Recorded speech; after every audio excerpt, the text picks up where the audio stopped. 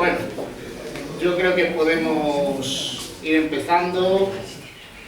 Me he puesto ya aquí buenas tardes, noches, pero claro, con este sol ya buenas tardes. Buenas tardes, bienvenidos todos a la Fundación Santiago Pérez Gago. ¿Se me oye bien? Sí. La Fundación Santiago Pérez Gago, como ya muchos ya lo conocéis, habituales, otros nuevos, otros que lo sabían pero no habían podido venir, como siempre.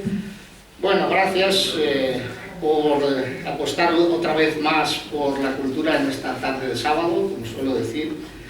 Bueno, tenemos hoy con nosotros a Enrique Bonete Perales, muchos lo conocéis, una referencia en nuestro país en la filosofía moral y en la ética.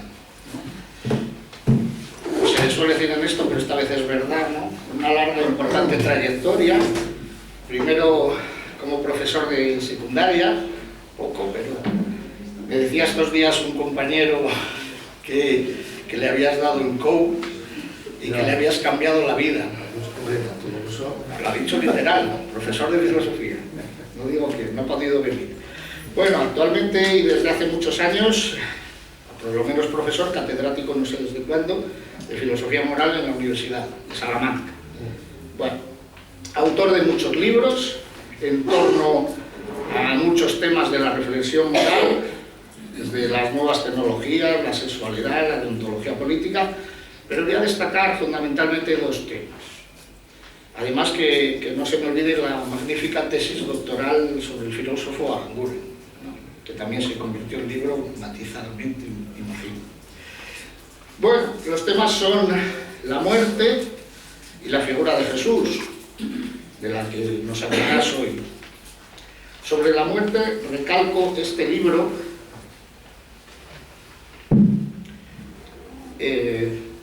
El morir de los sabios, donde nos desarrolla lo que has venido a llamar tanatología. Tanatoética. Y luego ya después, no, bueno, hablas aquí de eso, no, ahora lo digo también. Normalmente la moral tiene que ver con el vivir, con el buen vivir, si se quiere. La tanatología o tanatoética es la reflexión teniendo presente la muerte. Dice en el bio, quien piensa en la muerte se prepara para la muerte. Hoy se habla mucho de bioética, es decir, la ética de la vida, y Enrique es creador de la tanatoética, ¿no? Esto me recuerda a algo, por eso siempre hay que hablar un poquito, que me dijo a mí Santiago Pérez Gago, ¿no? Cuando ya era consciente de su vejez. Dice, he pasado de rezar el rosario, sabes que era dominico, a rezar el llamado rosario de la buena muerte, que suponía prepararse para lo que venía.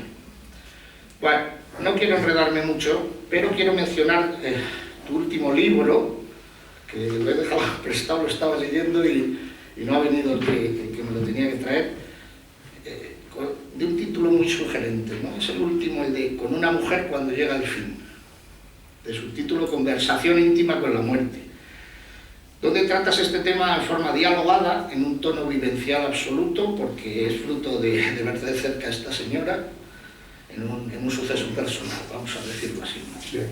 Bueno, luego si quieres lo sabes.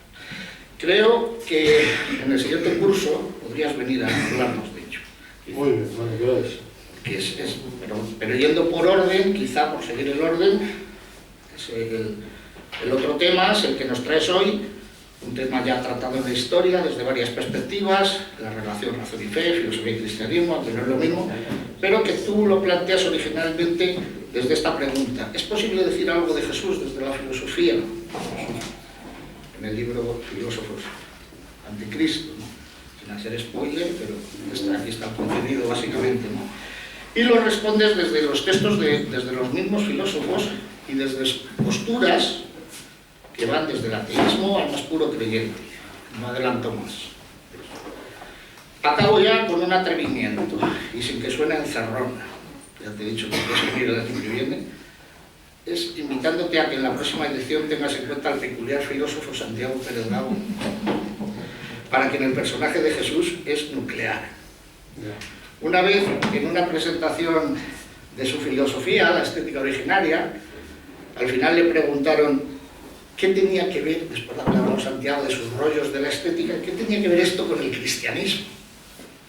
Y contestó de una manera yo creo que lítote, irónica o negativa, en la estética originaria no hay una sola palabra en contra del Evangelio. Y les dejo ya con Enrique Bonet. Muchas gracias. Muy bien, gracias.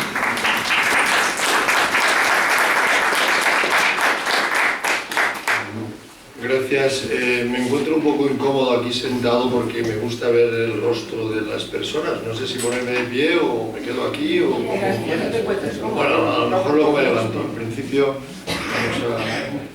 Bien, agradecer a los organizadores. Yo sinceramente no conocía la fundación ni conocía nada porque hay muchas cosas de las que no me entero, claro.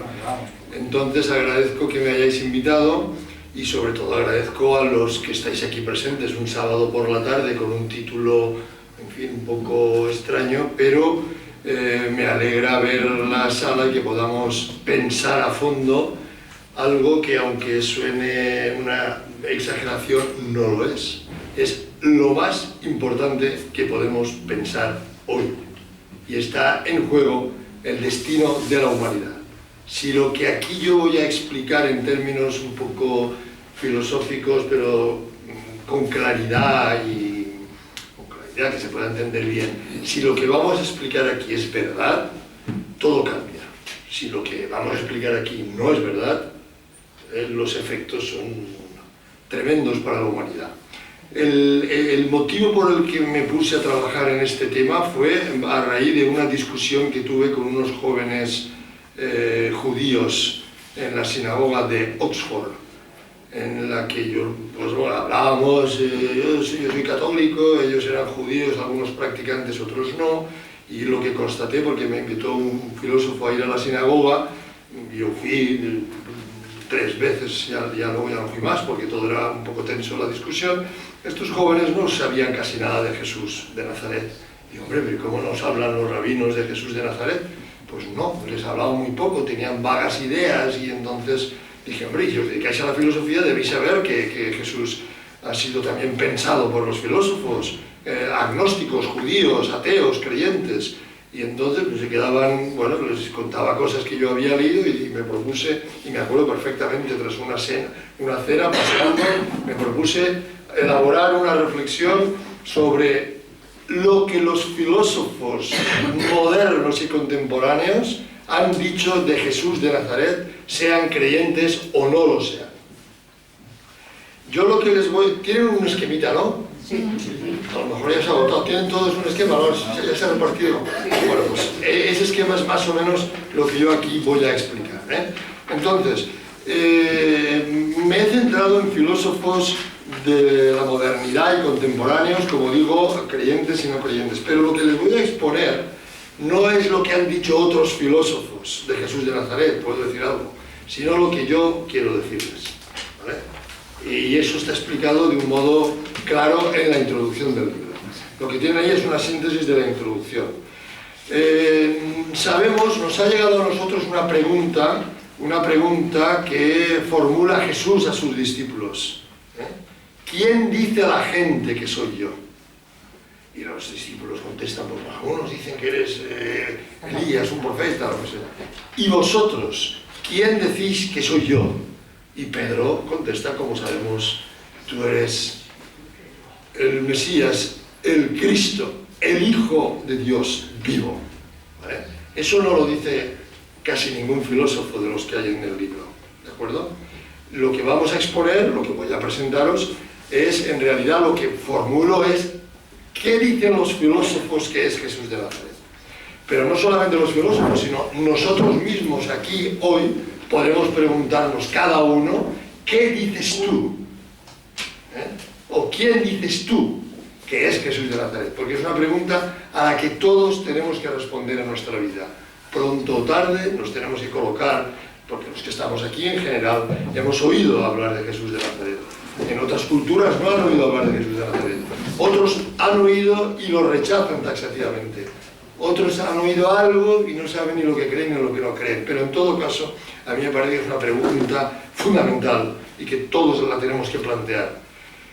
¿Quién dices tú que es Jesús de Nazaret? Bien, sorprendentemente, este libro, que yo pensaba que iba a ser un fracaso, pues es uno de los libros El Filósofos Anticristo es uno de los libros que yo más he vendido en contra de mi proyecto. No sé por qué, supongo que es porque se sigue suscitando un interés, a pesar de la influencia mediática en contra de la Iglesia, etc., se sigue suscitando, o de las religiones, se sigue suscitando un interés extraño y especial por esta figura, por Jesús de Nazaret. ¿Qué ha pasado aquí? ¿Vale? Porque como luego veremos, murieron miles de hombres en la cruz, y de los cuales no sabemos nada, solo sabemos de Jesús de Nazaret. Y si sabemos algo, es porque aconteció alguna novedad tras haber sido crucificado. Esto en términos racionales, no en términos de creyente o no creyente, sino que incluso algunos filósofos se lo han planteado, como luego veremos.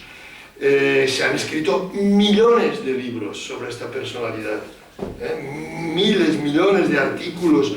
Es la figura, la personalidad más analizada de la cultura occidental. Y no cabe duda que se puede suscitar. ¿No habrá algo de verdad en esta persona, en esta personalidad, en esta persona, en su mensaje, en sus obras, en su forma de morir, en lo que se ha dicho de él? ¿No habrá algo de verdad? Bien, esta pregunta, en realidad, ¿quién dice la gente que soy yo? ¿Quién dices tú que soy yo?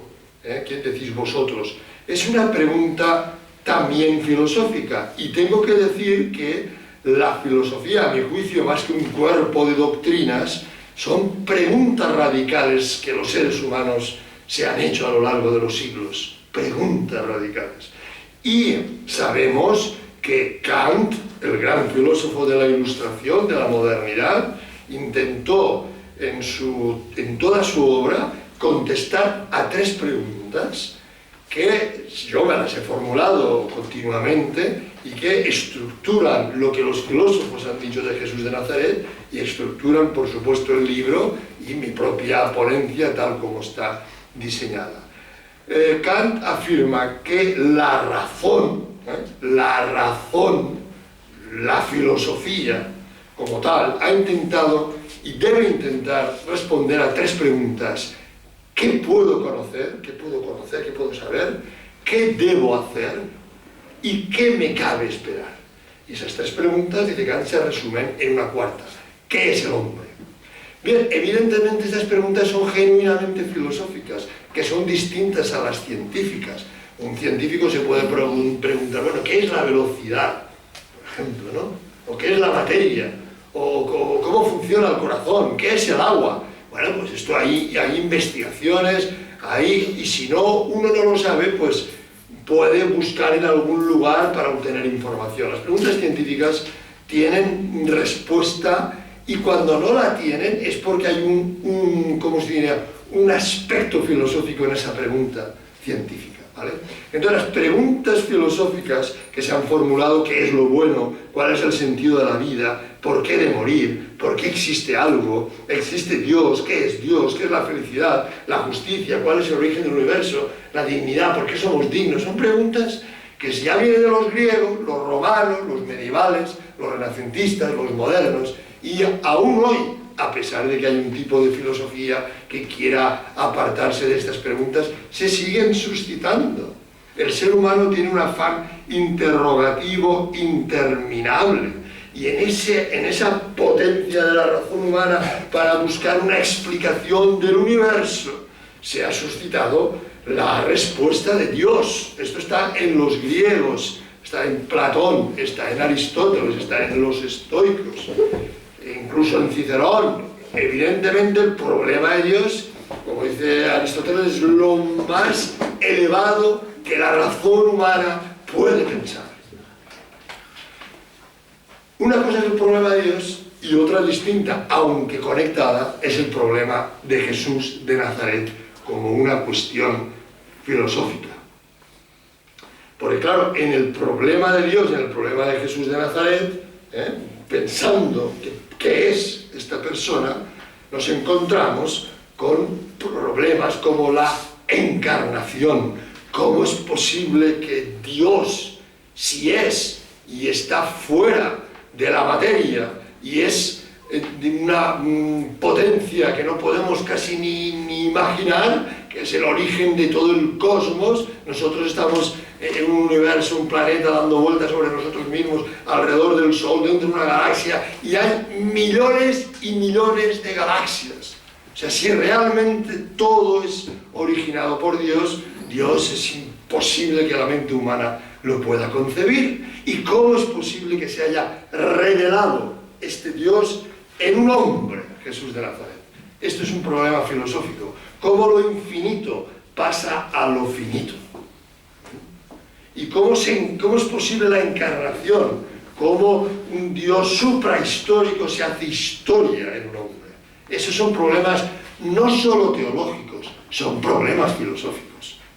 Son problemas filosóficos. Entonces, las tres cuestiones de Kant, sorprendentemente, que son ¿qué puedo conocer? ¿Qué debo hacer? ¿Qué me cabe esperar? Esas son las tres preguntas de Kant. La primera es de carácter metafísico, la segunda es de carácter ético y la tercera es de carácter, digamos, escatológico en relación al futuro del hombre, de la humanidad, que es una cuestión genuinamente filosófica para Kant, la esperanza. Estas tres preguntas, curiosamente, están también formuladas en el Nuevo Testamento, como les indico ahí en el esquema. En realidad, la pregunta de Pilatos a Jesús, ¿qué es la verdad?, es una pregunta de carácter metafísico, epistemológico. ¿Qué es la verdad? ¿Hay algo que sea verdad? ¿Qué es la verdad? Otra pregunta es la que le formula un experto en la ley a Jesús.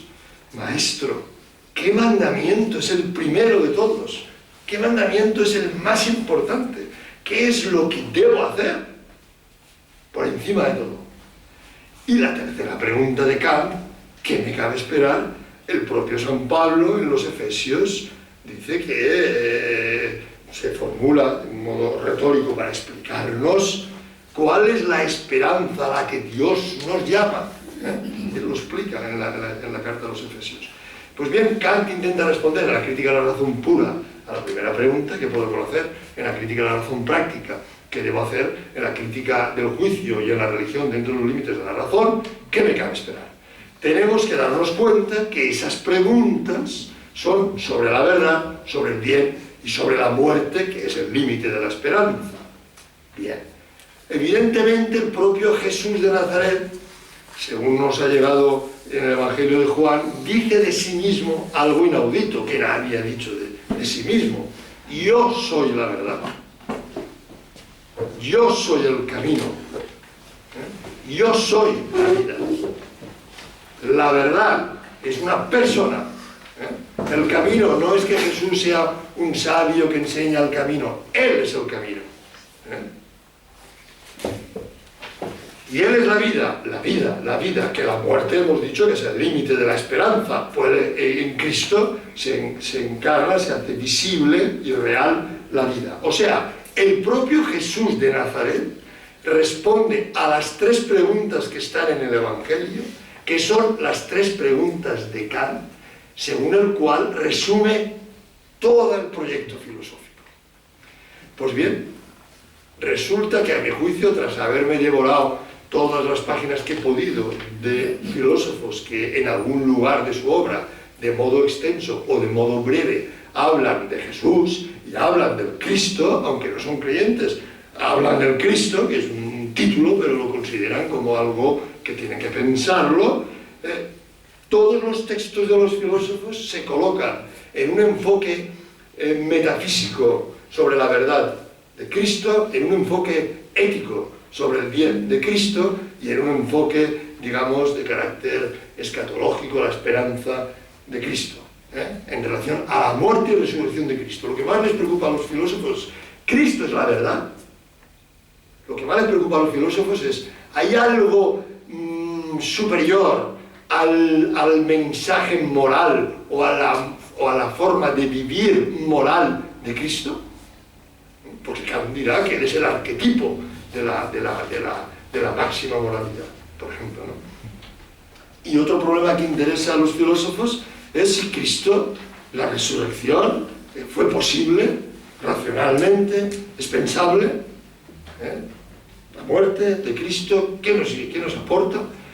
Ahí están todos los filósofos, a mi juicio. Bien, entonces, yo rápido, o sea, no voy a ir... Entonces, entramos ya en una síntesis de los 3 bloques de filosofía sobre Cristo que les quiero expresar. Nosotros debemos darnos cuenta que la filosofía, en cuanto tal, tiene una búsqueda de la verdad. La filosofía quiere encontrar proposiciones verdaderas y quiere transmitirlas. Y la filosofía presupone que el hombre tiene una estructura racional gracias a la cual puede conocer algo que es verdad. Esto está ya en Platón, y la caverna de Platón, el mito de la caverna de Platón, no es otra cosa que esa intuición de que alguien un esfuerzo sale fuera de la caverna y capta la luz del sol, etc., y baja a la caverna para decir a los que viven en la oscuridad que, oye, que están confundidos, que hay algo ahí fuera que es maravilloso, y lo matan. Platón sabe que es Sócrates la que mata. Lo mismo los padres de la Iglesia cuando ven que Jesús vino a los suyos y los suyos no lo recibieron, prefirieron las tinieblas a la luz y lo mataron. O sea, la filosofía tiene una tarea que es buscar la verdad y transmitirla. Y eso que hizo Sócrates, eso lo ha hecho Jesús, y el diálogo de Jesús con Pilato es muy significativo. Todo el que es de la verdad escucha mi voz. Y es cuando Pilato, de un modo escéptico, relativista, dice: ¿y qué es la verdad? ¿Qué es la verdad, hombre? ¿Qué es la verdad?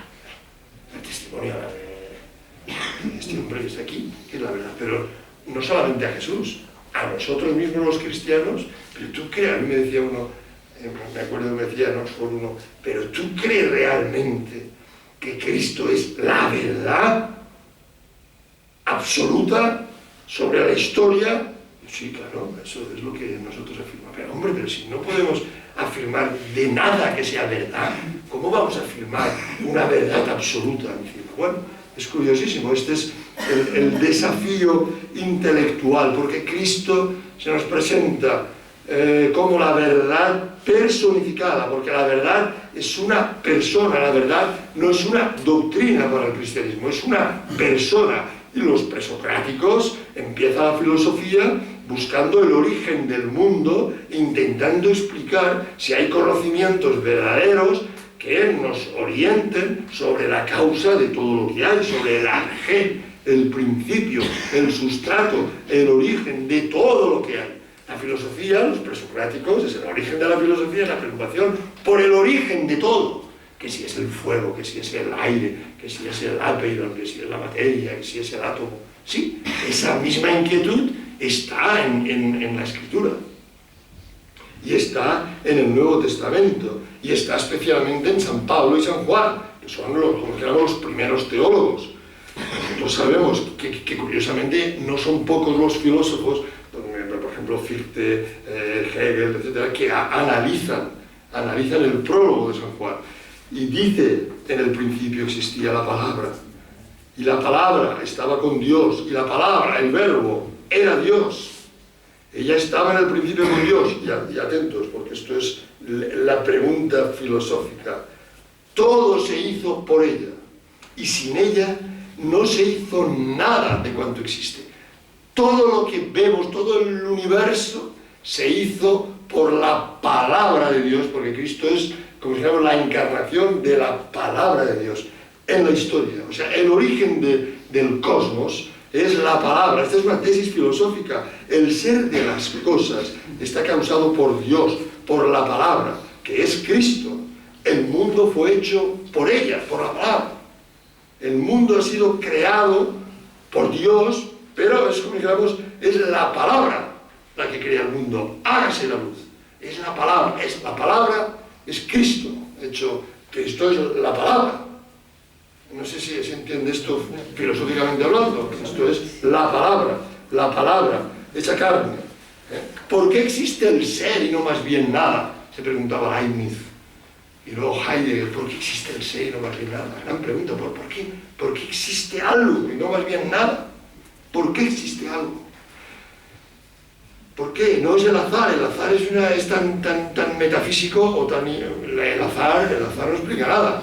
La tesis teísta pretende explicar que hay un cosmos, un orden, un logos, hay algo lógico, que el logos humano puede comprender la naturaleza. La naturaleza está regulada por leyes, las matemáticas funcionan en la naturaleza, la física, hay una estructura lógica de la naturaleza porque ha sido creada por el logos.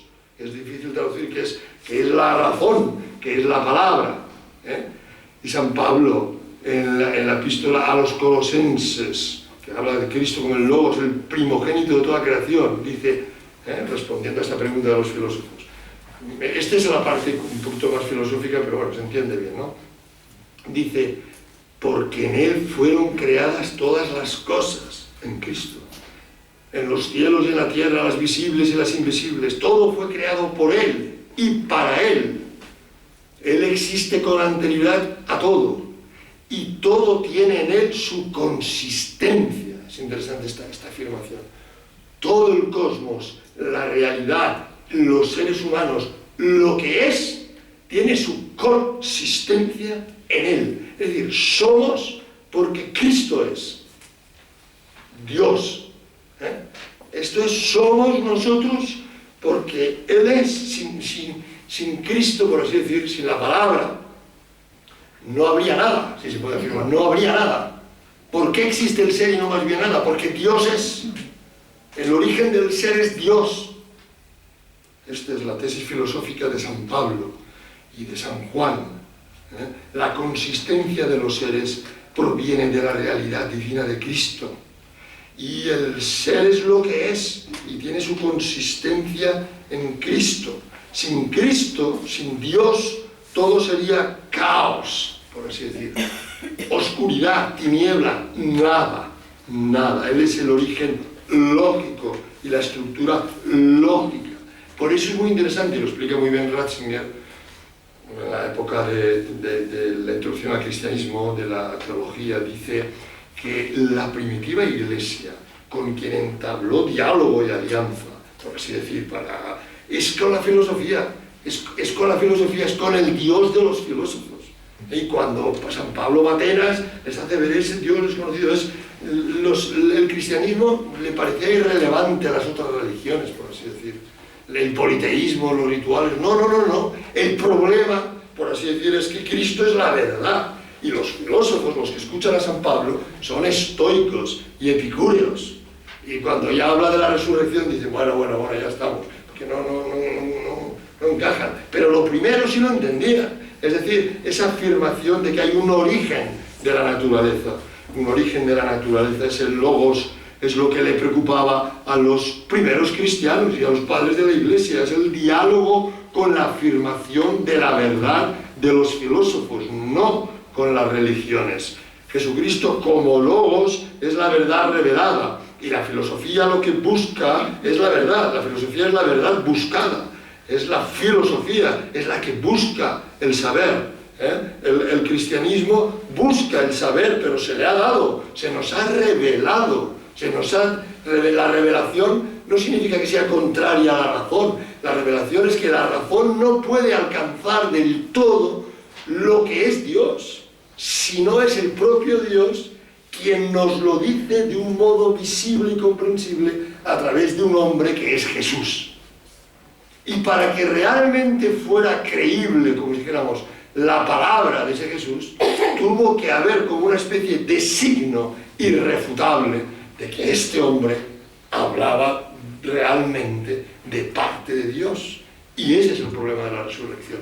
Sin la resurrección, Cristo hubiera sido un hombre sabio, un maestro, un rabino, machacado en la cruz y se acabó. ¿Vale? Por tanto, hay un problema que veremos después, ya me estoy adelantando. Ahora estamos con el origen, con la cuestión de la verdad, del logos, del cosmos. Entonces nos encontramos con que estos problemas son los que abordan filósofos como Spinoza, Fichte, Hegel, Kierkegaard, Schleiermacher, René Girard, incluso Máximo, filósofos que aquí no vamos a hablar, pero en todos ellos, sorprendentemente, se encuentran páginas realmente hermosas e inspiradas de hombres que, siendo agnósticos o judíos o no del todo creyentes, piensan a Cristo sin dogmas, sin los concilios, con una frescura, una naturalidad en lo que ellos piensan y en el impacto que han recibido de esta personalidad y la piel. Y Zubiri, por ejemplo, en España Zubiri, Eugenio Trías y nuestro Mariano Álvarez, tengo un texto de él precioso, todos estos filósofos les han preocupado sobre todo de Cristo, si es posible que fuera la verdad. Es posible que fuera realmente la verdad de Dios y la verdad del hombre y la verdad del cosmos. Podemos estar confundidos en muchas cosas, pero hay algo que es la verdad que es revelado por Cristo. Seguimos, vamos bien. ¿Me vais siguiendo? Sí. Perfecto, no os vais a ir durmiendo un poquito. No. Voy a beber un poquito. Me cuesta un poco y cada vez se está oscureciendo más. Si no me levanto, ¿eh?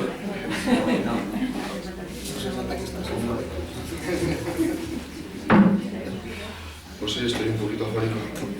Me he resfriado. Bien, entonces, vamos al problema, a otro problema dominante en muchos filósofos, que es referente a la perspectiva ética. La perspectiva ética.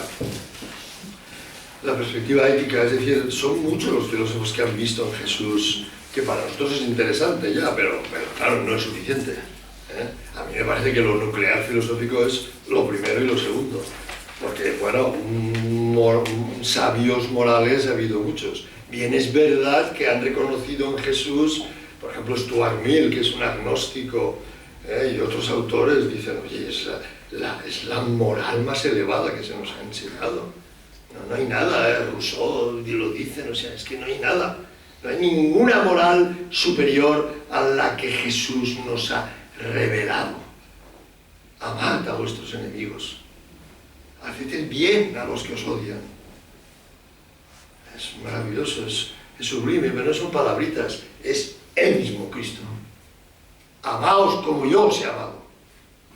Ese mensaje de amor, hay que comprender que, a mi juicio, se puede decir, según el esquemita que tengo ahí muy bien explicado, que hay como 3 niveles en el ámbito de la moral. Un nivel, lo que yo llamo ética intrapersonal. Otro nivel es la ética interpersonal. Tú tienes mi esquema aquí, no tengo yo el esquema, yo ya no me acuerdo. Y otro nivel es suprapersonal, lo llamo, ¿vale? El nivel intrapersonal significa que la mayoría de las acciones que nosotros realizamos en nuestra vida son acciones que nos afectan a nosotros mismos, nos marcan, crean una personalidad. Si yo robo y me habitúo a robar, pues me convierto en un ladrón. No solamente es que robo, es que soy un ladrón. Si yo miento alguna vez, miento, me habitúo a mentir, en realidad no es que haga actos de mentira, es que soy un mentiroso. O sea, las acciones, lo dice muy bien Zubiri, nos apropiamos al actuar, construimos una personalidad dentro de nosotros. Eso es la ética intrapersonal, ¿vale? La ética interpersonal es la que fundamentalmente comprende a la gente, y es que todo lo que hacemos afecta a los demás. Todo lo que hacemos afecta a los demás, en general, es decir, es la influencia más llamativa. Logramos, si yo digo mentiras, pues estoy afectando a otros, si yo robo, estoy afectando a otros, es decir, si yo adultero, estoy afectando a otros, si yo todo lo que yo hago afecta a otros. Esa es la ética interpersonal. Pero hay otro tipo, digamos, de ética que ha tenido, perdón, la humanidad, y es en relación a un ser superior. O sea, las religiones han pensado, han creado, han visto, han imaginado seres superiores que tienen una connotación moral o inmoral, y según la maduración de la evolución religiosa, ese ser superior tiene mayor connotación moral, la justicia. Dios es justo, Dios es misericordioso, Dios es bueno. Es decir, los atributos, y en relación a mi identidad, si yo me identifico como cristiano, eso, o musulmán, o judío, o lo que sea, es decir, hay una relación moral, entre comillas, con ese ser superior. Yo sé cómo me debo comportar. según ese ser superior, ¿vale? Eso es la ética suprapersonal, es la incidencia que tienen las acciones en mi relación con los demás, en mi relación conmigo mismo, y ahora estamos diciendo en mi relación con Dios. Con Dios uno puede pensar, no, esto que he hecho yo no es lo que yo me identifico como cristiano. ¿Cómo le he levantado la voz a esta persona? Menudas voces le he pegado, por Dios, no puede ser, tengo que pedirle perdón. ¿No? Digo yo, eso es lo normal de los que nos consideramos cristianos. Los que no es otro problema, pero lo que quiero decir es que hay una ética suprapersonal que vivimos el mundo moral en relación a cómo entablamos ese vínculo con la divinidad. Entonces, a lo que voy es que, claro, resulta que esas tres dimensiones de la moral que cualquier filósofo sensato como yo y otros hemos captado, la relación conmigo mismo, la relación con los demás y la relación con Dios, eso mismo es lo que está revelado. Es decir, porque la pregunta que uno se puede hacer es, ¿cuál es la mejor acción que yo puedo desarrollar para que afecte en términos más positivos a mí mismo? Sobre la ética intrapersonal. ¿Cuál es la acción que yo mejor puedo hacer para que afecte a los demás? ¿Y cuál es la relación que mejor, cuál es la acción que yo mejor puedo hacer para mi relación con Dios? Evidentemente, eso se nos ha transmitido, porque nosotros somos seres sociables, vivimos con los demás, para los demás, vivimos, pero también en relación a nosotros mismos. Bien, pues resulta que cuando le preguntan a Jesús cuál es el mandamiento más importante de todos, amarás al Señor tu Dios. Amarás al Señor tu Dios con todo tu corazón, con toda tu alma, con toda tu mente. Y al prójimo, como a ti mismo. Entonces nos encontramos, y somos listos, nos encontramos que Jesucristo está diciendo, amarás a Dios, ética suprapersonal. Y al prójimo, ética interpersonal. Como a ti mismo, ética intrapersonal. ¿Qué es lo mejor que yo puedo hacer para que las acciones que realice tengan un efecto positivo en mi personalidad? Amar a los demás, pero amarme a mí mismo también. El amor a uno mismo no es el egoísmo, el amor a uno mismo es aceptarse uno como es, aceptarse como es, amarse, cuidarse, y así amas al prójimo y amas a Dios. Entonces nos encontramos que ese mandato de Jesús es la mejor influencia que podemos hacer: servir a los demás, perdonar a los demás, hacer el bien a los demás, tener misericordia con los demás, entregarnos a los demás. Eso que nos ha revelado Cristo es lo más sublime que el hombre puede hacer y que el hombre puede pensar sobre la moral. ¿Qué es lo mejor? ¿La justicia? No. El amor es superior a la justicia. ¿Qué es lo mejor? ¿Qué es lo mejor? Lo que quieras que es lo mejor, lo mejor es el amor. ¿Así? Sí. No hay nada superior a amar a los demás. Nada. No se trata de ser justos, está muy bien, de respetar al otro, está muy bien, de considerarlo, está muy bien, todo eso está muy bien, pero lo mejor es amar. ¿Y qué es amar? Como Cristo. Amar no es como mi padre me amó a mí, eso puede estar bien o mal. ¿Cómo hay que amar? ¿Cómo hay que amar? Como Cristo. Amaos como yo os he amado. Hay que tener, amaos como yo os he amado. ¿Hombre? ¿Cómo que qué? Sí, entonces, la cuestión que se formula un cristiano es: ¿cómo me ha amado a mi Cristo? ¿Cómo me ha amado a mi Cristo para yo amar así a mi mujer, a mi marido, a mis hijos, a mi compañero de trabajo? ¿Cómo? ¿Cómo? Esto es, nos ha perdonado, nos ha amado. Es decir, esa experiencia cristiana, en términos filosóficos, se traduce en la afirmación de que no hay pautas morales superiores a las reveladas por Cristo en su propio hacer y obrar. ¿Se entiende esto? Pero no porque lo diga yo, que sí, que yo lo estoy diciendo.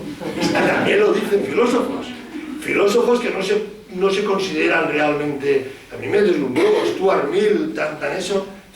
No hay ninguna moral superior a la de Cristo. Toda la humanidad tendría que compararse y juzgarse a sí mismo a la luz de la moral de Cristo.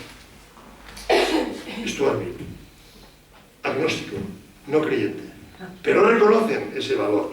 Es interesante esto, por eso la afirmación de que Cristo, yo soy el camino. Él es el camino moral, el camino a la felicidad, Él es el camino, porque Él es el que nos ha amado y a través de Él nosotros encontramos la felicidad, lo que la filosofía ha buscado. La felicidad no es el placer, la felicidad no es cumplir mandatos, la felicidad no es buscarse uno a sí mismo, la felicidad es amar a los demás. Esto es, en términos éticos, filosóficos, que lo acentúan algunos filósofos, como aquí lo dice Locke, lo dice Kant, lo dice incluso un texto joven de Marx que encontré cuando era antes era ateo, claro, a los 19 años. Lo dice también Nietzsche, lo dice Max Scheler, por supuesto, en su estudio sobre el amor, lo dice también Wittgenstein, y lo dice Rawls, en un estudio de juventud. Pero Wittgenstein dice, el Hijo de Dios, Jesús, es lo ético. Como diciendo, para Wittgenstein no se puede escribir ninguna ética ni se puede decir nada de la ética. Lo único que se puede decir es que Él es lo ético. El Hijo de Dios es lo ético. El problema de la muerte. Tercer punto. Vamos bien, va. El problema de la muerte. De la perspectiva empírica, se podría decir, lo que pasa es que una palabra tan parece extraña. Empírica es que en griego significa esperanza, ¿no? Entonces, claro, para Kant, ¿qué me cabe esperar? Que es una preguntita que muchos kantianos no la hacen. Los kantianos se preguntan qué podemos hacer, la teoría del conocimiento, la metafísica, qué debo hacer, la fundamentación de la metafísica de las costumbres, la metafísica de las costumbres, todo lo que dice Kant de la ética, sí, pero ¿y la esperanza? Bueno, es una... No, es que para Kant es una pregunta filosófica. ¿Qué me cabe esperar? ¿Qué me cabe esperar? Porque nosotros, si pensamos realmente ¿qué me cabe esperar? Si tú lo piensas, ¿qué tienes en el futuro? ¿Qué tienes en el futuro? Puedes decir, bueno, pues me casaré, tendré hijos, tendré nietos, sí, pero ¿qué tienes en el futuro? Sigue pensando. Me haré haciendo viejo, sí, claro. Y tendré enfermedades, sí, sigue pensando. Y te morirás. ¿Entiendes? No es que el futuro... O sea, ¿qué esperanza tienes tú? ¿Qué esperanza tienes tú? ¿Qué esperanza tengo yo? ¿Qué esperanza? Cambiar de coche, cambiar de piso...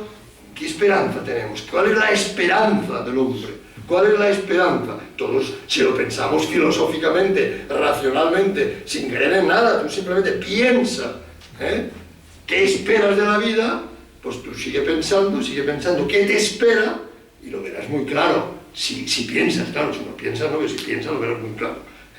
La muerte es el horizonte al que todos vamos. Pero previamente hay experiencias psicológicas desestabilizadoras, destructivas, pues la enfermedad, el dolor, el sufrimiento, la vejez. Esto nos produce algo extraño, ¿no?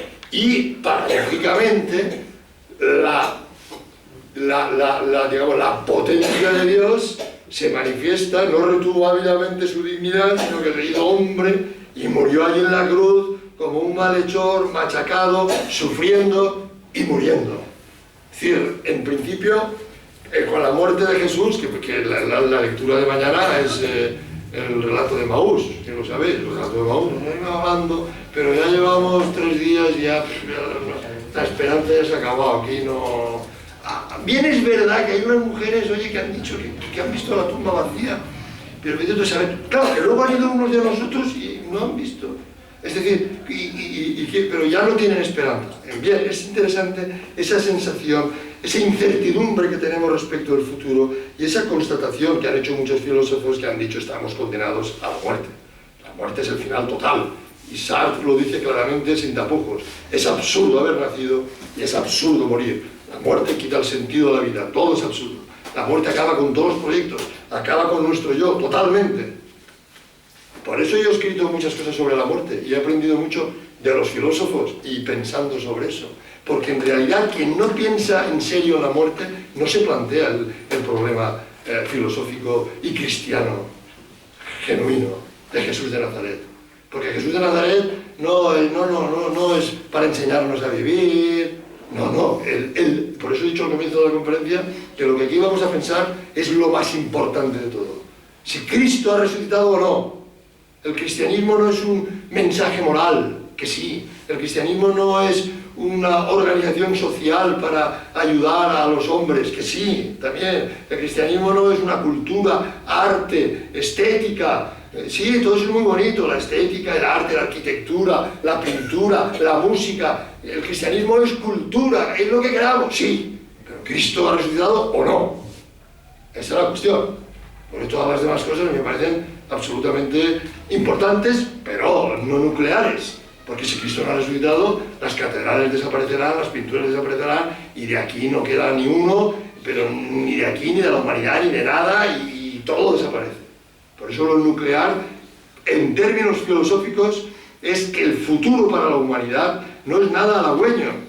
Kant se ha preguntado, ¿qué nos cabe esperar a la humanidad? Y hace una filosofía de la historia, ¿pero qué nos cabe esperar? Y Kant ha postulado la existencia de Dios, ha postulado la inmortalidad para que tenga sentido el mundo moral. Hay que pensar, aunque no lo sabemos si realmente Dios existe, pero solo tiene sentido el mundo moral si Dios es. Entonces Kant, la esperanza, el sentido, ser dignos de la felicidad, cumpliendo con el deber. Es decir, el Kant importante es que se plantea cuestiones trascendentes sobre nuestra esperanza.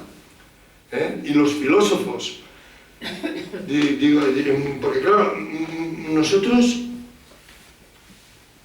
sabemos que vamos a morir, eso lo sabemos, pero lo que no sabemos, y eso también hay que planteárselo filosóficamente, no tenemos certeza científica de nada. No es más cierto el hecho de que nos morimos que el hecho de que quizá no nos mueramos del todo. No, la ciencia tiene el conocimiento que tiene. La ciencia sabe cuando un cuerpo está muerto, cuando hay un cadáver. Eso se sabe. Nosotros sabemos, pero la ciencia no es la respuesta a todas nuestras inquietudes. Nosotros podemos preguntarnos, y de hecho los seres humanos se lo siguen preguntando. Sí, ya vemos un cadáver, eso está aquí, muerto, eso es el final. Boom, boom. Lo enterramos, boom, en la tumba, es impresionante, ¿no? Si habéis ido a los cementerios, pues se ve la realidad, boom, se acabó, esa es la esperanza. Eso es, sí, pero los seres humanos, incluso los no creyentes en Cristo, se plantean, oye, ¿y será el final definitivo este? ¿Será el final definitivo este? ¿No hay acaso algo que podamos esperar? ¿No hay algo que podamos esperar? Y muchos filósofos lo han planteado, no lo sabemos, pero el ser humano sigue esperando. Sigue esperando. Son muchos los que dicen, ya no hay nada, la muerte acaba con todo. Sí, pero otras veces esas mismas personas dicen, no, pues no lo sé, a lo mejor, ojalá, quizá. Bien, pues hay una esperanza razonable. El cristianismo nos ha transmitido una esperanza razonable. San Pablo habla de que Dios ilumine es curiosa esta expresión, que Dios ilumine los ojos de vuestro corazón. O sea, es que hay cosas, los ojos de vuestro corazón, no los ojos estos. Con los ojos estos vemos lo que nos espera, ¿no? Yo era muy jovencito cuando llegué a Salamanca, estudiando aquí, 17 años, 18, jugando al fútbol, sí, la cosa ya va. Y todos sabemos lo que nos espera. Y la ciencia nos dice lo que es un cadáver, lo sabemos todo. Esos son los ojos, lo que vemos. Y ves a una persona, ¡jo, qué mayor está esta persona! Fíjate, hace tiempo que no lo había visto, envejecidísimo.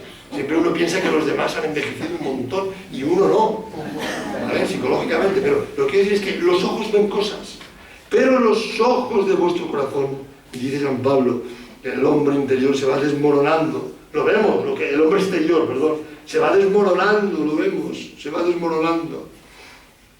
Pero el hombre interior no, se va fortaleciendo. Dice, ¿quién resucitó al Señor Jesús? San Pablo en los Corintios, eso es interesante. Quien resucitó al Señor Jesús también nos resucitará con Jesús y nos presentará ante Él juntamente con vosotros. Por eso no desfallecemos, aun cuando nuestro hombre exterior, el que se ve, se va desmoronando, porque vamos envejeciendo, lo vemos. Yo lo veo cuando me miro al espejo, digo, joder. Yo lo veo, cuando veo a otros, lo vemos. Aun cuando nuestro hombre exterior, el que vemos, se va desmoronando, el hombre interior se va renovando de día en día. Tenemos un edificio que es de Dios, una morada eterna. Sí, los que estamos en esta tienda, la que vemos, este mundo, todo lo que vemos, esta tienda, gemimos abrumados. Gemimos, es tremendo, esta tienda se pasa y ves semi-ingenios. Así pues, a pesar de eso dice, siempre llenos de buen ánimo, esperanza, sabiendo que mientras habitamos en el cuerpo, vivimos lejos del Señor, en el cuerpo que vemos, vivimos lejos del Señor, pues caminamos en la fe y no en la visión, ¿vale? Entonces, es interesante, porque esto no es una violación de nuestra capacidad racional, es que esto, no, escucha, no es solo la fe. Es verdad que la fe es importante porque son los ojos del corazón, pero nosotros podemos pensar, y ahora diré una cosa que quiero luego decir, nosotros podemos pensar que si hay un origen del universo que es Dios, nosotros podemos, filosóficamente hablando, nosotros podemos pensar que si un hombre concreto, Jesús de Nazaret, nos ha manifestado lo más sublime de la moral, que es el amor, nosotros podemos pensar que si ese Jesús de Nazaret, del que hablan los filósofos, no solo los teólogos ni de la Escritura, sino que los filósofos, a la luz de lo que les ha llegado de la Escritura y de otras filosofías, la esperanza que se pregunta la humanidad y la filosofía, quizá en esa persona también se ha concretado la esperanza. Porque sorprendentemente esa persona machacada a la cruz, muerto, crucificado, esa misma persona, dicen que lo han visto. Eso no pasa en ninguna religión, ¿me entiendes? No se trata, lo han visto vivo, han hablado con él, lo han visto y se han quedado sorprendidos, ¿entiendes? No se lo han imaginado, no es una fantasía, porque una fantasía, ¿cómo se van a imaginar que unas mujeres lo ven? Las mujeres no pintaban nada. ¿Cómo se van a inventar con lo mal que quedan los propios apóstoles? ¿Cómo se inventa? ¿Cómo se lo inventan? Oye, vamos a inventarnos. ¿Qué os parece? Muchachos, mira aquí. Oye, vamos a decir a la gente, vámonos de acuerdo esta tarde, vamos a decir a la gente a partir de ahora que ese Jesús que lo ha resucitado, vamos a decir que ha resucitado. Vamos a decirlo. No. Es decir, filosóficamente podemos preguntar, algo extraño aconteció, que decíamos antes, algo extraño aconteció en este crucificado, porque de ninguno se ha hablado así, algo debieron ver. Hay algunos filósofos que dicen, imposible, la razón humana no puede comprender que un hombre haya resucitado, nada, imposible, ni Lázaro, por supuesto, pero Jesús que haya resucitado, que esté fuera del tiempo, que esté en la realidad de Dios, es un patrón, es imposible. Pero otros dicen, oye, a lo mejor es probable en la lógica que vamos afirmando de la hipótesis de que Dios exista. Porque si hay una hipótesis que puede ser que Dios exista, y puede ser que ese Dios ha dado un mensaje a los hombres, porque somos los únicos seres autoconscientes que hay aquí en este universo conocido, los perros, por muy inteligentes que sean, y los gatos, que tanto los queremos muy bien, son encantadores, pero la autoconciencia humana, la capacidad de pensar el origen, quiénes somos, dónde venimos, qué pasa en el mundo, eso es nuestro. Puede ser que en esa hipótesis ese mismo Dios haya querido revelarnos que la muerte no es el final, que Él nos ha creado para vivir con Él, y por tanto algo debieron experimentar real, palpable, nuevo, con lo que perdieron el temor a la muerte. Porque ya no tienes, si realmente has visto a Jesús de Nazaret no como una fantasía, ay, qué bueno era, no, que de algún modo, que lo intentan explicar con las palabras que pueden, de algún modo se les hizo presente, real. Es que yo esa tesis de algunos exégetas, que es la resurrección es algo así como un autoconvencimiento, como una sensación de compañía, no. Algo ontológico debió suceder, ontológico, entendiendo por eso algo real, algo vieron realmente, y no cuatro mequetrefes, sino más de 500 hermanos, dice San Pablo, muchos de los cuales aún viven. No, San Pablo no va a decir una patraña, que más de 500 hermanos lo vieron, y muchos aún viven. Pues, oiga, Pablo, ¿qué dice? No. Eso que dice usted no resucitó, eso no lo hemos inventado, no. ¿Entiendes? Tienen un desafío que las lecturas, vuelvo a decir esto, pues son impresionantes. A la luz de lo que estamos diciendo, mañana, si vais a misa, hoy hay que escuchar estas palabras, porque las tres hablan de la resurrección, con una limpieza, con una fuerza, es una esperanza humana. Nuestra existencia es frágil, nuestra existencia es débil y nos acobardamos ante la muerte, es la realidad. Todos tenemos miedo, dice Zubiri, que escribió muy poquito sobre la muerte, dice Zubiri, todas las personas cuando se acerca a la muerte tenemos miedo, temor, no se sabe, es impactante y por tanto nos desanimamos. Y dice San Pablo en la primera Tesalonicenses, hermanos, no queremos que estéis en la ignorancia respecto de los muertos. Está en la ignorancia, no sé, está aquí la muerte, no, hombre, no. Para que no os entristezcáis como los demás. San Pablo se da cuenta que muchos cristianos están tristes, la muerte es triste. Jesús llora cuando Lázaro está muerto. La muerte es triste, es normal, pero no, atentos, no estemos en la ignorancia respecto a los muertos, para que no os entristezcáis como los demás, que no tienen esperanza. Nosotros tenemos esperanza. ¿Y por qué tenemos esperanza? Porque Cristo está resucitado, está vivo. Esa afirmación, y luego sigue diciendo, porque si creemos que Jesús murió y que resucitó, de la misma manera Dios llevará consigo a quienes murieron en Jesús.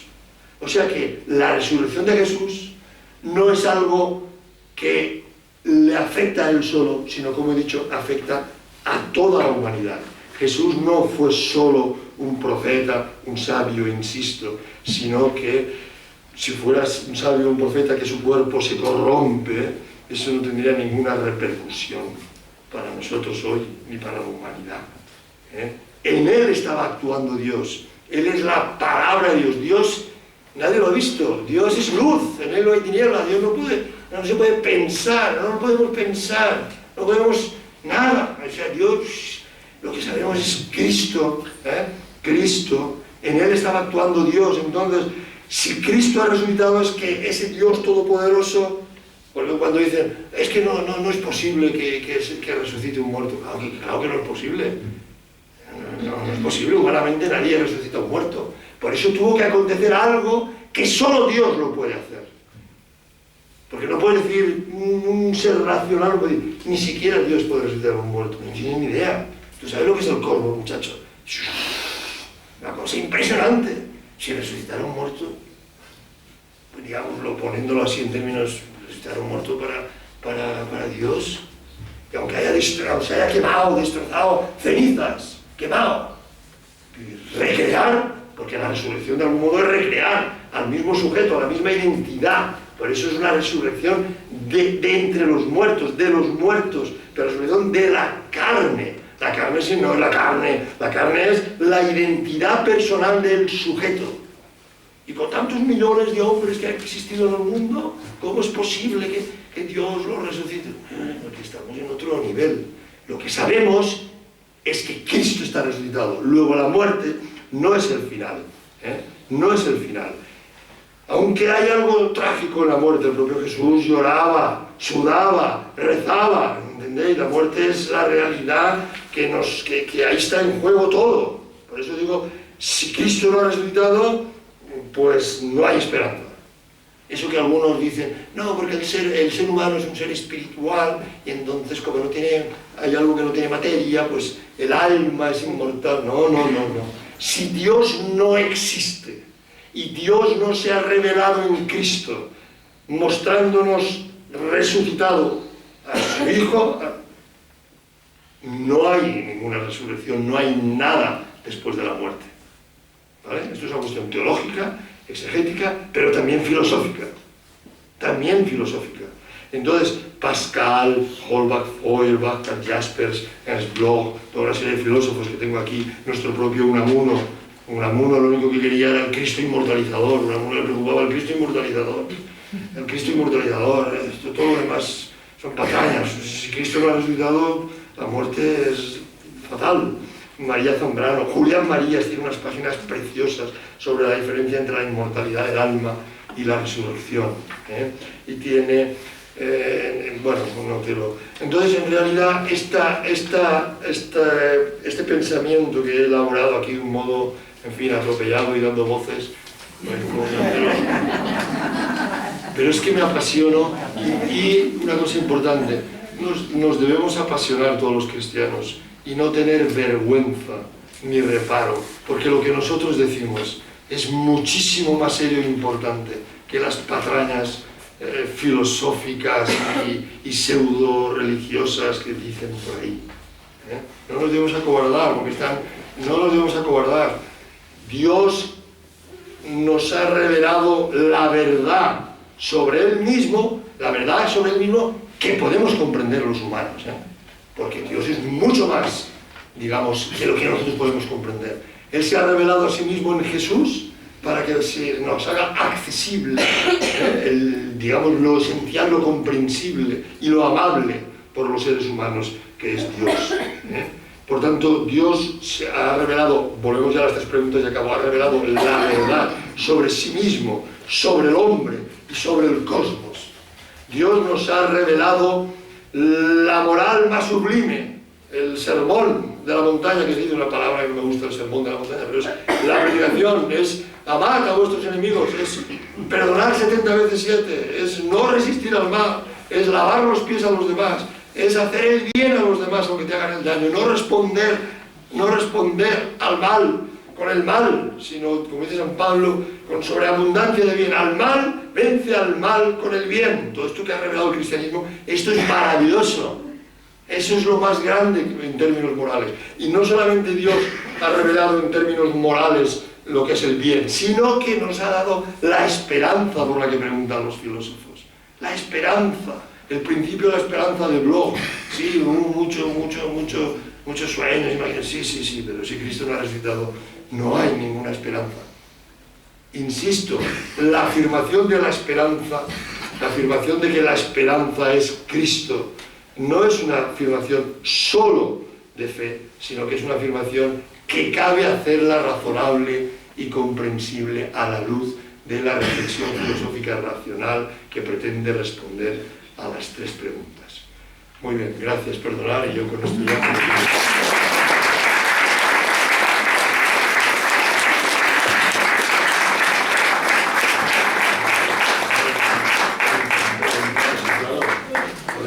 Bueno, has clavado el tiempo, ¿eh? Sí, yo podría haber hablado una hora más. Se ha oído bien, ¿no? Imagínate a mí, ¿no? Una broma. Bueno, que vamos a pasar a una ronda de preguntas. María José, si quieres coger el micrófono o algo, hablar un poco. Sí, no dejamos que la gente de las 9 se vaya, se puede ir a casa. Sí, perdón, por decir, es un poco largo. No, mucha gente se va a ver.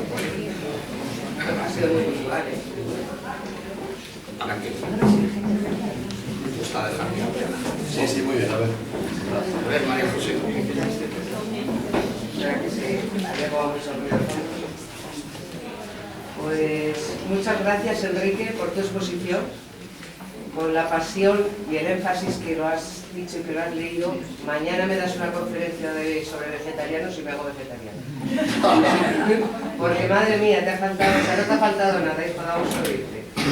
Pues mira, viene una pregunta sobre, bueno, ya lo ha dicho Zubiri, que todos antes de morir tenían miedo, ya lo ha dicho Zubiri, no voy a reiterar yo. Y con los ojos de tu corazón, Enrique, ¿qué temes más? ¿La vida o la muerte?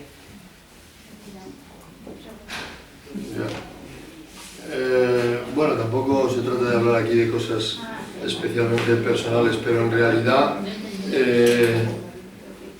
hombre, yo no temo la vida, yo no la temo, yo soy una persona, queda mal decirlo, pero me experimento muy feliz, muy dichoso y no tengo miedo a vivir.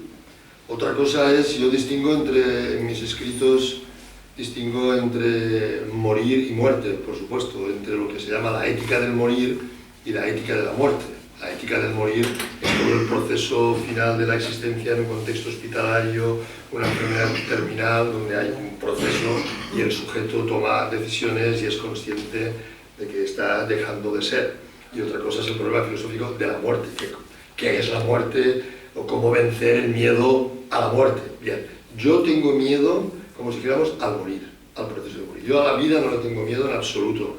He disfrutado, tengo 60, no importa decir la edad, tengo 63 años, he sido dichoso, nada, he hecho lo que he querido hacer, dedicarme a leer, a escribir, me he casado, hijos, nietos, estoy en la iglesia, en fin, tengo experiencias de Cristo, no sé, yo a veces le digo a mi mujer, yo no sé si habrá alguna persona más feliz que yo.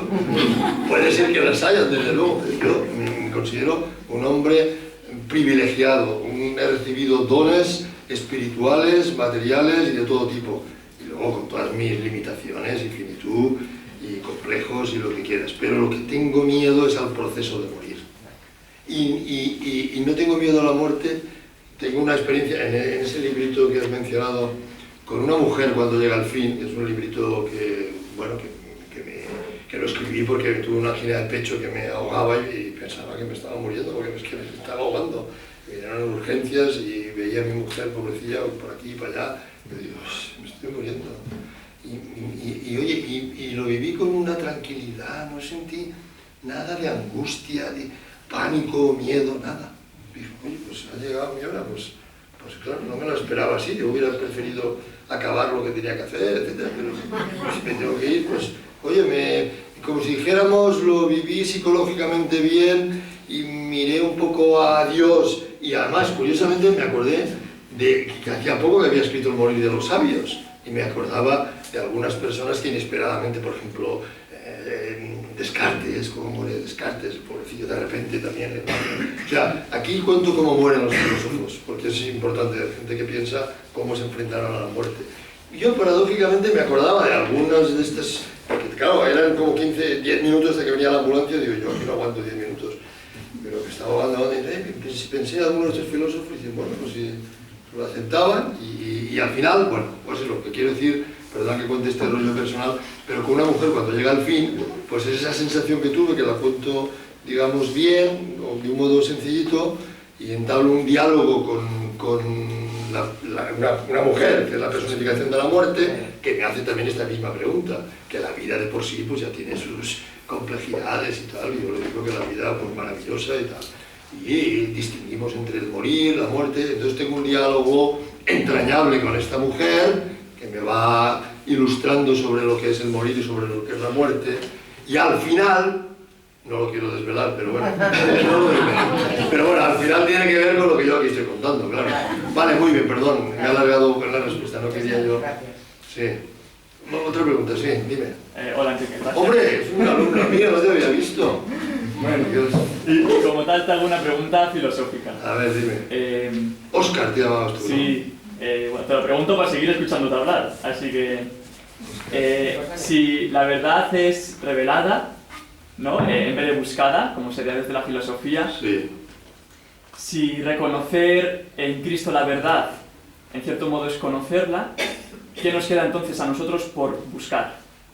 Ya, muy bien. Es que, claro,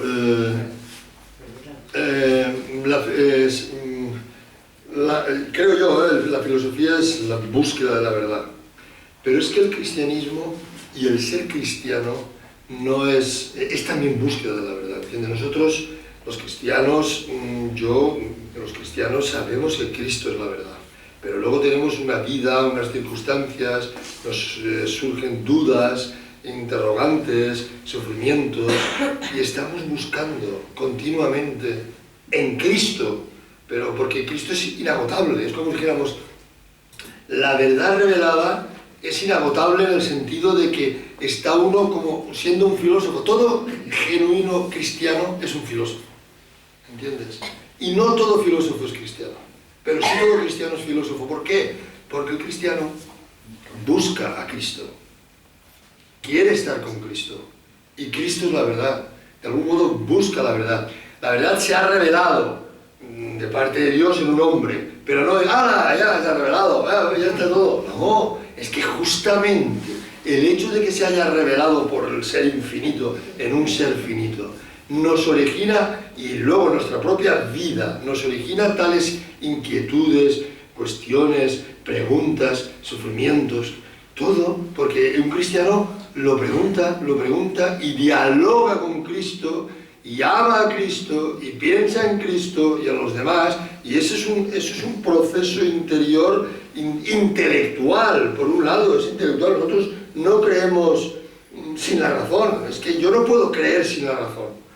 O sea, la razón, y por eso existe la teología, ¿no? Y por eso existe la filosofía, porque aquí está don Olegario, el máximo exponente de la teología española, que vamos, ha habido un momento que me he olvidado que estaba Olegario, que es lo mejor, porque si nadie quiere ser presente a don Olegario, me hubiera ido. Pero lo que quiero decir es que los teólogos lo que hacen es conceptualizar, exponer, razonar, repensar la revelación. Es que es inagotable, es que llevamos 2000 años repensando la revelación, es inabarcable. ¿Qué significa eso? Que es inquietante y por tanto es filosófica, es la búsqueda de esa verdad que es Cristo desde la razón.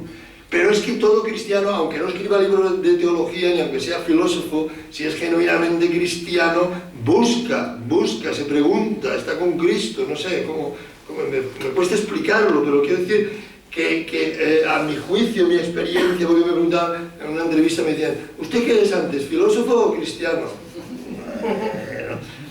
Hombre, biográficamente podríamos decir que antes fui cristiano que filósofo, pero es que también soy filósofo por ser cristiano.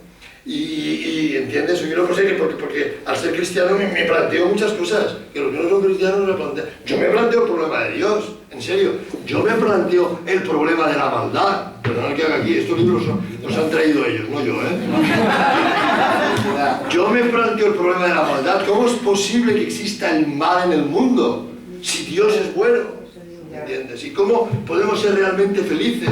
O sea, mis libros son, por ser cristiano, inquietudes. Luego, cualquier cristiano, aunque no escriba libros, piensa un poco a la luz del Evangelio, porque el Evangelio es inquietante, y cuando uno escucha la palabra de Dios, pues en realidad, la pregunta de Jesús, ¿quién dices que soy yo? Cuando uno escucha la palabra de Dios, esta palabra, ¿qué te dice a ti? Es una inquietud. ¿Cómo se coloca uno? Es un filósofo.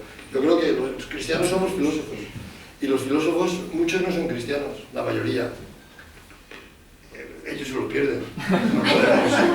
No, es así, es la realidad, porque... Mira, vale, no quiero enrollar. Más preguntas. Ánimo, sí. Y yo me lo paso bien discutiendo. Bueno, también enhorabuena por la charla que nos ha dado. Filósofo, yo creo que todo ser humano, por ser humano, es filósofo, sea cristiano o no cristiano, claro. Por supuesto. Eso está claro, yo por lo veo así. Filósofos ante Cristo. Comentabas antes que si un filósofo no conoce a Cristo, ¿cómo va a tener una postura ante Cristo, ¿no? El filósofo ese que habías conocido, por donde fuera, que era judío, ¿no? Si no conoce a Cristo, ¿cómo va a tener una postura ante Cristo? Y entonces me viene a la memoria ese pasaje maravilloso de San Pablo, cuando llega a Atenas, al Areópago, y le dice, le dice a los griegos, sois un pueblo nimio en religión, ¿no? Es decir, un pueblo importante que valora la religión. Y es que paseando por vuestras calles he visto un altar al Dios desconocido, ¿no? Entonces dice, yo vengo precisamente a daros a conocer a ese Dios que vosotros adoráis sin conocer, ¿no? Y entonces empieza a hablar de Jesucristo. Y dice, en él vivimos, nos movemos, existimos, que es un razonamiento filosófico griego, ¿no? Y en ese sentido, y lo maravilloso es eso, que empieza a hablar de Jesucristo resucitado y entonces ya le dice, bueno, otro día teología, ¿no? La resurrección ya es un tema clave de los filósofos griegos, ¿no? Y esto yo lo encajaría muy bien con el tema de Santo Tomás, ¿no? Señor mío y Dios mío. Y le dice Jesucristo, porque me has visto, has creído, dichosos los que creen sin haber visto, ¿no? Y ahí está la clave de todo. Realmente, si somos cristianos, tenemos que creer en Jesucristo. Por supuesto, también, yo tengo una pregunta. Antes decía que todos somos filósofos de alguna manera, ¿no? Primero tendríamos que ser filósofos y luego cristianos, pero bueno, hemos recibido pues una educación cristiana y yo me alegro muchísimo de ser cristiano, primero a lo mejor que filósofo. Pero yo pienso que todo ser humano tiene que primero buscar la verdad, la pregunta que hacía tu alumno, ¿no? Buscar la verdad primero y luego ya sí buscar la auténtica verdad, Jesucristo. Creo que sería más o menos, en mi opinión, ese Bueno, sí es verdad que todos los humanos somos filósofos porque nos preguntamos en general, ¿no? Y el problema, a mi juicio, es que las preguntas tienen que intentar, las preguntas coherentes que uno se formula, tienen que intentar buscar la respuesta. ¿Sabes? Yo me pregunto y me quiero responder, y es en esa dinámica de querer responder con coherencia a las preguntas que uno se formula donde entra ya lo que podría ser una interpretación filosófica de Cristo, ¿sabes? Porque yo lo he colocado en las preguntas de Kant. Cristo responde a las preguntas de Kant. Cristo nos hace una pregunta a nosotros: ¿quién dices tú que soy yo? Porque si tú dices, como me han dicho, mi Cristo es un maestro de moral, pues muy bien, vale. ¿Tú quién dices que soy yo? Pues que otro puede decir, pues Cristo, pues que murió en la cruz. Pues vale, muy bien. Me parece bien, son respuestas que podemos dar humanamente, ¿vale? Pero si existe una pregunta que es, ¿qué me cabe esperar? Esa pregunta hay que responderla, o intentarla responder. No puedo, ¿qué me cabe esperar? Vaya, pues no tiene respuesta, la verdad es que los filósofos hacen preguntas que no tienen respuesta. No, tienen respuesta. El problema es que las respuestas no acaban con la cuestión, ¿eh? Las respuestas no acaban con la cuestión, porque las respuestas a su vez originan otras preguntas, y esas mismas respuestas pueden ser criticables, pueden ser completadas, pero tienen una respuesta. Y lo que hay que, si realmente me formulo qué me cabe esperar, hay dos respuestas. Lo que me cabe esperar es que la muerte acaba definitivamente conmigo y con todos. ¿Qué va a ser de mí? Decía Zubiri y Julián Marías, que era la pregunta fundamental. ¿Qué va a ser de mí? De ti, de todos. La pregunta es, ¿qué me cabe esperar? Muy bien, Kant se la formula y Kant la responde, y la responde desde la ética. Solo tiene sentido el mundo moral, la obligatoriedad del deber, si postulamos que Dios existe y que el hombre es inmortal, porque si no, ¿cómo es posible que el deber me lleve a la muerte? Salvar a una persona, por ejemplo, un incendio. Me acuerdo siempre de que lo cuento mucho en las clases, que me sorprendió: unos jóvenes paran una moto, hay un incendio, uno va, saca a una mujer, saca a un niño, no sé qué, y muere, salvando a las personas. Muere. Para Kant, que se murió su madre atendiendo a enfermos, Kant postuló: no tiene sentido que una persona que cumple con el deber y hace el bien muera como una rata. No puede ser. No tiene sentido. Kant es coherente, pero ahora hay muchos filosofillos que dicen, ¿qué me cabe esperar? Nada, no hay nada. No hay nada. ¿Cómo lo sabes? Piensa de verdad. ¿Por qué sabes tú que no hay nada? ¿Por qué sabes tú que no hay nada? ¿Cómo lo sabes? Porque es cuestión de creencia. No, no solamente es cuestión de creencia. No se trata de creer si existe otra vida o no otra vida. No, se trata de que hay una pregunta, ¿qué me cabe esperar? Y hay una respuesta que se ha dado a la humanidad en términos griegos, en términos conceptuables, en términos coherentes, que está en la Revelación, en San Juan, en San Pablo. ¿Vale? Hay una respuesta. Y esa respuesta, pues yo no me la creo. Pues muy bien, no se trata de creerla tampoco, que sí. Pero piensa, hombre, piénsalo. Piénsalo, ¿qué sentido tiene el mundo, el cosmos, tu vida? Si tú vienes aquí, estás unos años y te mueres como un perro y nadie se acuerda de ti. Pues esa es la verdad. No, esa no es la verdad. Eso es lo que tú crees. Luego, como tú crees, no puedes pensar que mi creencia no es válida y la tuya sí. O sea, tú crees que no existe nada después de la muerte, y es una creencia que tú dices que tienes, y yo tengo esa creencia contraria, que hay algo después de la muerte, pero es una creencia razonable, porque tengo razones por las cuales creo que hay otra vida después de la muerte en relación a Dios, a la encarnación, a la ética, a la verdad, etc. ¿Tú por qué crees? Estoy pensando, no existe. ¿Tú por qué crees? Tú, digo cualquiera, ¿tú por qué crees que no existe otra vida después de la muerte? ¿Por qué lo crees? Porque no he visto a nadie, no he visto a ningún muerto que haya resucitado. ¿Y qué tantas cosas no he visto? ¿Y qué?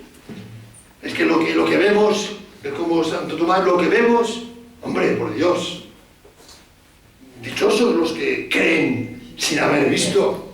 No se trata de ver, se trata trata de creer, pero es una creencia razonable, razonable, es lo que yo quiero argumentar, que es más razonable que los que afirman taxativamente y científicamente que la muerte acaba con toda existencia. No tienen más base razonable que yo. Por eso no hay que acomplejarse ante los que taxativamente dicen, ¡ah! Se acabó todo. Bueno, muy bien, perdonad. A ver, otra preguntita, o ya, o lo que queráis, ¿eh? ¿Una más? Perdona que te insista, hay una frase también de San Lucas que me inquieta mucho, que nos debiera inquietar a todos. Hablando de la resurrección de Jesucristo, dice, y luego aquellos que sean dignos de la resurrección. Punto suspensivo. Y los que no sean dignos. Ya, eso lo que no podemos tampoco los filósofos cristianos o los creyentes es sacar consecuencias, como diría yo, excesivamente drásticas respecto de qué actitud va a tomar Dios con relación a las otras personas, no lo sabemos. Digo porque nunca es una mentalidad griega. Sí, El médico sí. tiene una... Sigue a los filósofos griegos, también su mentalidad, y él habla por eso. Ya. A lo mejor no todos son dignos de la resurrección. Hombre, yo creo que... O sea, algunos pueden ser como perros gatos, vivan su vida y luego mueran como perros gatos porque no merecen. Ya, sí, Es la frase inquietante que de San Lucas aquí. Sí, sí, pero eso es Dios quien lo decide, no No, nosotros. exacto. Nosotros yo creo que no. Bueno, ya estáis con ganas de irse todos una cervecita. Que Lucas es humano y a lo mejor bueno, En pues un momento, don Olegario no quiere decir nada. Gracias. Gracias por haber venido, don Olegario. Gracias. Que tanto hemos aprendido de él. Muy bien. bueno, pues muchas gracias a todos.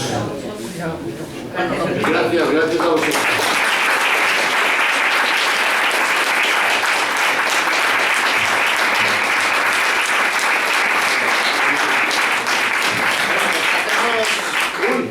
Entrega de la piedra de Villamayor con el símbolo de...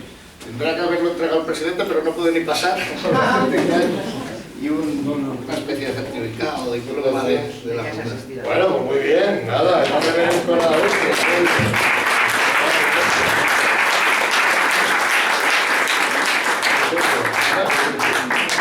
Luego también me dan aquí para que firmes cuando Por favor, pero bueno, pero esto qué es. que firmes el libro de tanto bueno. Pero si yo no soy nadie.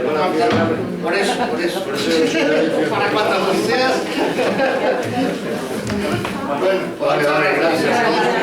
Gracias por haber venido.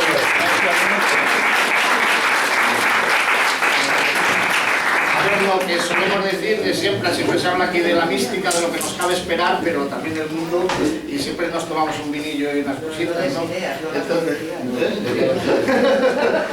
quiere quedarse María José solo, pero si va a haber pantallas.